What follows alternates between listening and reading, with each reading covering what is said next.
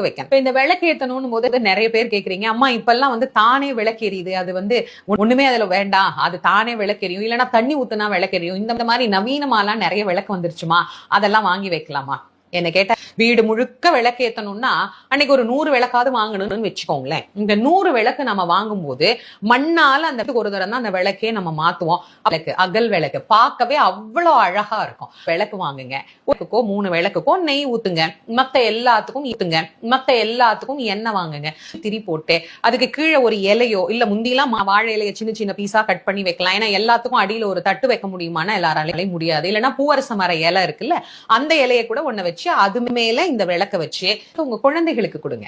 அவங்கள இந்த வேலையெல்லாம் செய்ய சொல்லுங்க. கவனமா பெரியவங்க பக்கத்துல இருந்து அந்த தீபத்தை ஏத்த சொல்லுங்க. எத்தனை மணிக்கு ஏத்தணும் அப்படின்னா, நான் 6 மணின்னு சொன்னேன், அதுக்கு முன்னாடி இதெல்லாம் தயார் பண்ணி வச்சிருங்க. எங்கெல்லாம் விளக்கு ஏத்தணுமோ எல்லா இடத்துலயும் கொண்டு போய் அங்கங்க என்னென்ன வைக்க போறோம், எத்தனை விளக்கு எல்லாத்தையும் ஒரு பெரிய தாம்பாளத்துல